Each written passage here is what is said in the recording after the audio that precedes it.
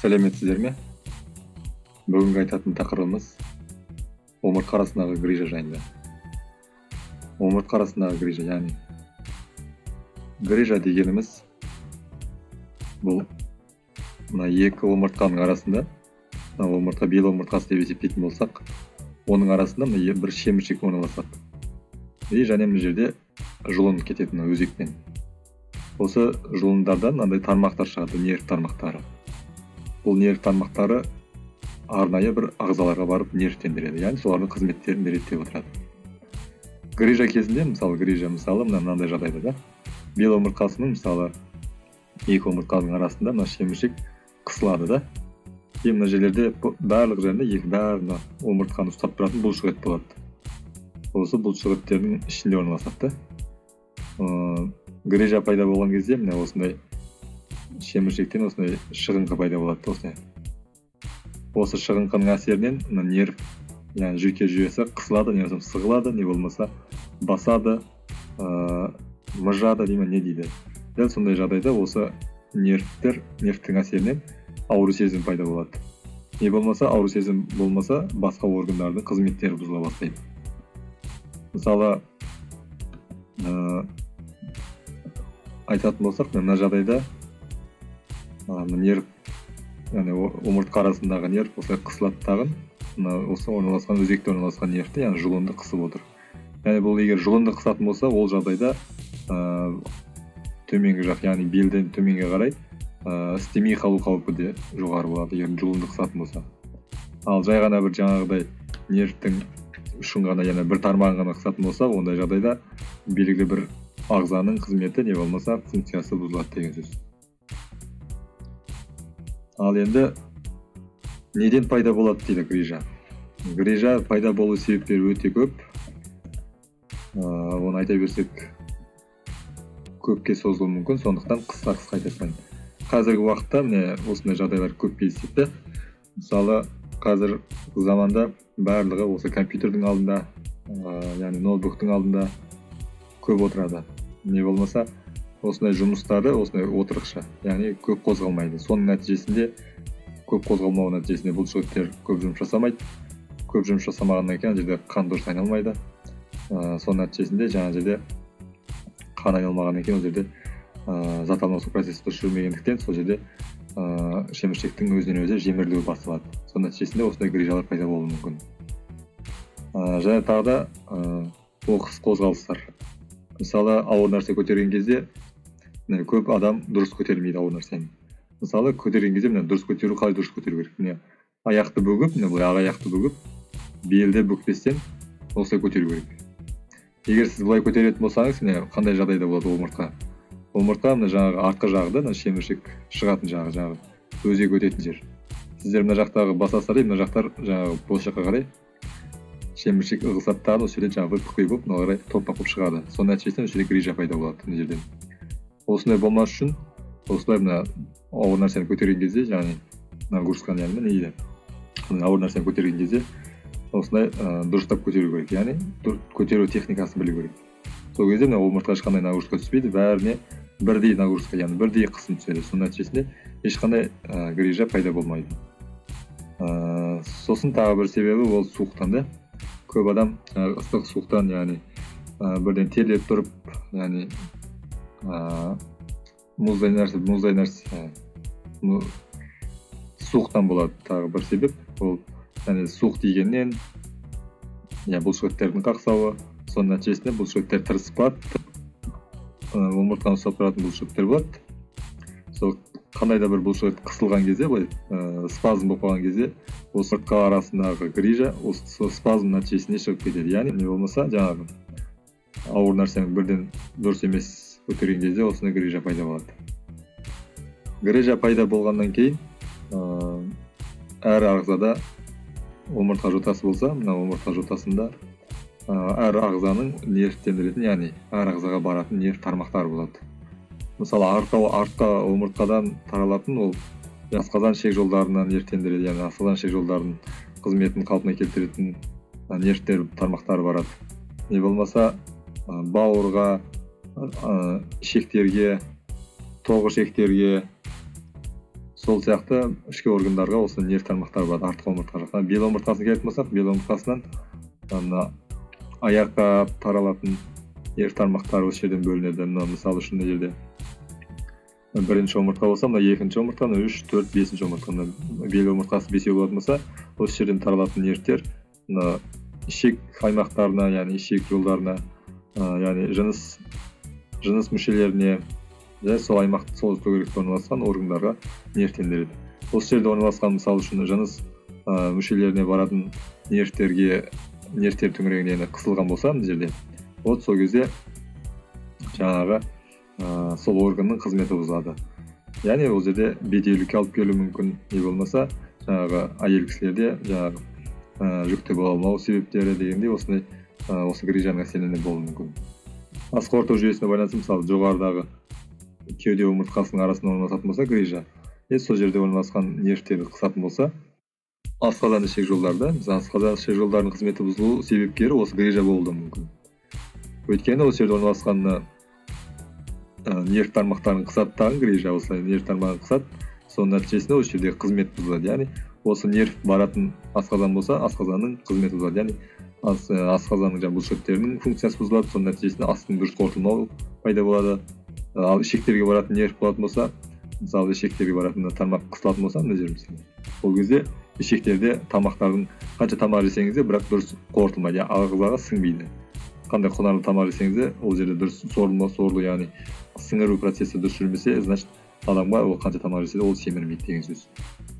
Не болмаса, тоқ ішекке баратын нерв тармақтары қысылатын болса, ол кезде тоқ ішектің қызметі бұзылады. Яғни ол кезде іштің қатуы пайда болады. Іштің қатуы не болмаса, жаңағы іштің ауа жиналуы ішке өзін өзі, соның нәтижесінде адамда дискомфорттар пайда болуы мүмкін. Сосын тағы да мынау жоғарғы жақта, яғни мойын омыртқасында пайда болатын болса грижа, ол кезде мойын омыртқасында, мысалы бізде орналасқан мойын омыртқасынан таралатын нервтер бар, яғни қолға таралатын, қолды нервтендіретін, яғни қолдың бұлшықеттерін, қолдың терісін нервтендіретін тармақтар тарайды осы жерден.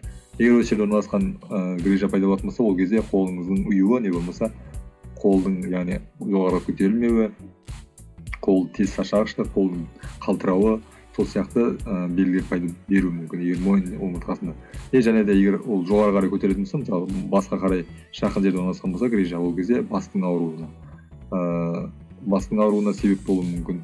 Яғни бастың артқы жағы ауырады көбінесе. Және де егер осы аймақта орналасқан грижаның мөлшері үлкендеу болатын болса, ол кезде басқа баратын қан тамырларын, не болмаса басқа баратын нерв шоғырларын қысатын болса, ол кезде бастың өзінен өзі ауру белгілері пайда болады. Яғни бастың ауру себебі именно осы жерде грижа болып табылады. Тағы бір айтатын жайт, бел омыртқасында мынандай тармақтар шығады. Мына бір тармақ шығады. Осы тармақтардың жиналып, осындай мынандай седалищный нерв деген болады. Осындай нервті құрайды. Үлкен нервті құрайды бірігіп бәрі. Ол біріккен нервтер жинақталады 8 көзден және бел омыртқасынан жинақталады. Егер осы жерде бел омыртқасы мысалы 5-4 омыртқа арасында грижа пайда болатын болса, осы уже аяқтың қызметі бұзылады. Яғни аяққа баратын нервтердің импульстар дұрыс бармайды тағын, яғни тоқ дұрыс бармайды, соның нәтижесінде аяқтағы баратын импульстар бұзылып, аяқтағы бұлшықеттер өзіне семей бастайды. Соның нәтижесінде аяқтағы бұлшықеттер өзіне арықтап, оған қанша тренировка жасасаңыз да бұлшықет жиналмайтын болады. Өйткені бұл жерде грижа бар, сол жақсы функция дұрыс атқармайды, соның нәтижесінде бұлшықеттер өсу процесі дұрыс жүрмейді. Соның нәтижесінде осындай арықтау процесі, яғни аяқтың өзіне өзі арықтап кетуі, аяқтың әлсіздеуі пайда болуы мүмкін. Мына жерде седалищный нерв деген, мынау жаңағы седалищный нерв, мынау мына жерде грушевидная мышца дейді, мынау қалмық тәрізді бұлшықет бөксе жақта орналасады. Егер осы бұлшықеттің қысылуы да болуы мүмкін, ол қысылу нәтижесінде осы седалищный нервтер қысады. Соның нәтижесінде де осындай белгілер пайда болуы мүмкін. Яғни бұл жамбас аймағында болатын ауру сезіміне алып келуі мүмкін. Сосын айтатын жайт тағы жаңағыдай, осы жерде 8 көздер орналасқан, 8 көз осы жерден мынандай тармақтар жиналып, осындай седалищный нервті құрайды. Сол седалищный нерв бүкіл аяққа барады, аяқты нервтендіретін болады. Тағы бір айтатын жайт, мына жерде көрсетілген, мына бұлшықет спазм болып қалғанда, мысал үшін, егер осы бұлшықет спазм болып қалса, неге спазм болып қалады? Өйткені мына жерде қандай да бір нерв, осы нервтендіретін мына бұлшықетті қысылып тұр. Өйткені жерде кішкене грижа бар. Сол грижа нәрседен осы бұлшықет спазмға айналады, яғни спазм болып тартылып қалады да бір жағына қарай. Сол нәтижесінде бұл тартылған кезде мына таза бедренный сустав дейтін мынаны сан сүйегі да, мына мысалы сан сүйегі деп аталады мынау. Сол сан сүйегіне мына бұлшықет келіп бекиді. Осы сан сүйегінің басында ұршық буыны болады, яғни ұршық буыны мына жаңағы жамбасқа бекитін яғни шұңқыры болады. Мынандай шұңқыр болады да, осы. Постоянно осылай жиырылып тұрады, яғни постоянно спазмда болғандықтан бұл жерде бұлшықеттер тартылғандықтан шеміршекті жемірей бастайды, яғни шеміршекте өзінен өзі бұзыла бастайды. Ол жаңағы көбінесе артроз, яғни таза бедренный суставтың артрозына, кокс артроз дейді ғой. Кокс артрозға не болмаса